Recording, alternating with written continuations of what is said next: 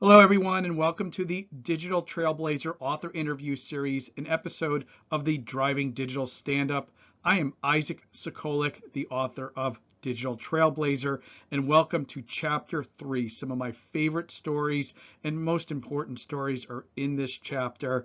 And listen up, Ginny's going to interview me about some of the key lessons to take away from this story about ops and wearing the CEO's Diet Coke. Listen in. Welcome back, Ginny Hamilton. Ginny is a former journalist, a CIO community editor, and the editor of Digital Trailblazer. Hi, Ginny. Hey, Isaac. So one thing that is clear in your book for anyone who picks it up is it really is a collection of real world stories that give life to all the lessons that you share. And in chapter 3, you share one of my favorite stories in the entire book about an IT leader in a crisis and how that leads to your CEO literally wearing Diet Coke on his shirt. And so I thought it would be fun if you can quickly give us the highlights of that story. Yeah, look, I think anybody who's been in IT long enough, who's managed data centers, has lived through this. This is the classic situation where the website is down and we're trying to figure out which side of the network is having an issue. And it was, the classic problems happening pre-DevOps days. Nobody wants to admit fault. It's not easy to diagnose where the problem is. And my head of network operations is on the phone with our ISP. And for anyone who's ever been in one of these conversations, it's a colorful language exchange between these groups over who has the problem and who knows their network a little bit better. And he's going back and forth with them. And in the middle of this, the CEO walks in, and the CEO is new to the organization. I don't have a strong rapport with him yet. The network operations head, I don't think he's met him before this encounter, and he's going back and forth, and he's using some really colorful language to end this conversation. So that's a big part of the story, but quite frankly, everybody has lived through this in one time or another. And it's about really finding the right balance about how to get each other to listen to solve a problem in a meaningful amount of time. Yeah, and as it relates to the Diet Coke, essentially what happens is that when the person on the phone, who is Bill, we're going to talk about Bill in just a second, says something to that vendor partner that is pretty strongly worded, I would say very colorful, your CEO, who has no rapport with any of you, is shocked by what he hears and literally spits out his Diet Coke everywhere. So it's a great moment. Love those kinds of stories in the book. You can just really feel like what it would be like to be in those situations. And then, chapter 3 was difficult for you to write because the same person that you're writing about, Bill, you loved working with him. You learned a ton from him. But even in that example that you use, his behaviors weren't always what you would seek from an empathetic leader, right? And so I think it's important to talk about what aspiring leaders, digital trailblazers should take away about guiding people toward empathetic leadership. Can you talk about that and the importance of empathetic leadership? Yeah, Bill was a multi-dimensional person. He was one of the first people managers that I really got to work with. And what that meant to him was, at times he was your best friend, he's your advocate, he was making sure everybody understood your point of view. Other times he might have been throwing you under the bus for a mistake that you made.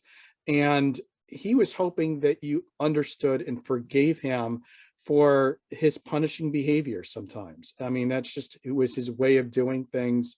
But he also got to know you as a person. He understood what you were trying to accomplish, what your strengths were, what your areas of weakness were, where you were really aspiring to, and what really motivated you. For me, he learned that I was going to Disney, and he became my Disney guide.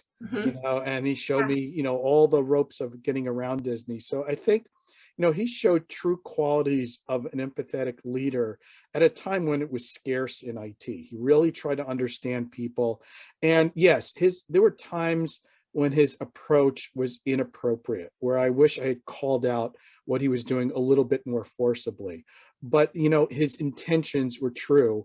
And he was just trying to get people to operate their best, learn from their mistakes, and to aspire to be just great people working as a team.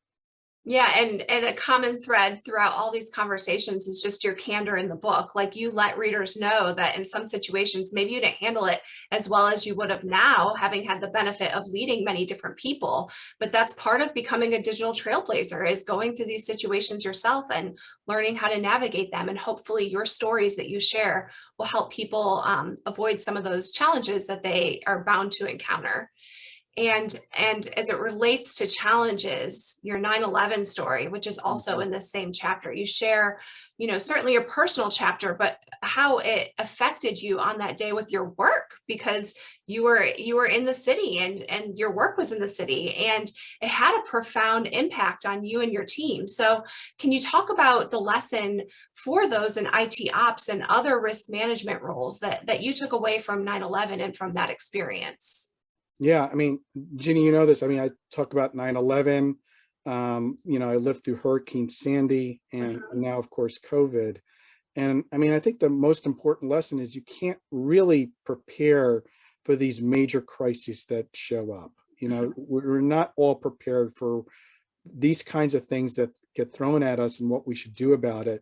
So it's about having the right principles and building blocks so that when something happens that you can't fully prepare for, your team knows how to respond. And in the 9/11 story, my team knew how to find ways to collaborate together when our email servers were gone. And we had offices in the city. We didn't know what the state of different people were, whether people were alive or in injury or not, or what the situation was, Right. and how to get back to communicating with each other and really getting back to some sense of normality was our first course of business. Meanwhile, I was completely inaccessible. I was in a different area at the time, not being able to communicate with my team. And a lot of this was happening behind me. So having the right principles in place so that people know what to do in the middle of a crisis. But the empathy really comes in knowing that in a crisis, you're going to have some people ready to step up and take charge and be involved in solutioning and improving your business situation. And there are other people who are just going to be inaccessible. Right. In Mhm. COVID, there are a bunch of people who were impacted by it a lot earlier than others, and they were completely inaccessible. And we needed to help those people out through the situations that they were living through. So I think that's the lessons learned here. And, unfortunately, we're going to see more crisis going forward. And the best way to prepare for this is having your teams ready with the right principles to operate together as a team. Yeah, that story that you shared in your book of your personal experience, I remember, getting goosebumps when I was reading it, just because of walking in your shoes with you as you were sharing it. And, we all have our memory of what was happening in our lives in that moment. What I loved about how you shared this in your book is that it wasn't gratuitous. You weren't just sharing it for the sake of it. There were real lessons that digital trailblazers can learn from this moment, and then carried throughout the book are other crises that you faced as well. And crisis is something that digital trailblazers unfortunately aren't going to be able to escape in their careers. And so I think you've got some really strong advice and lessons in there for readers in the book. Always a great conversation, Isaac. And with that, I'll toss back to you. Thanks, Jenny. Thanks for watching this episode of the Digital Trailblazer author interview series. Please sign up for my YouTube channel and subscribe. That's the Driving Digital Stand-Up. And if you buy the book, Digital Trailblazer, you'll learn how to get access to the Digital Trailblazer community, where I have tons of more content and videos to accelerate your learning around digital transformation. Thank you and have a great day.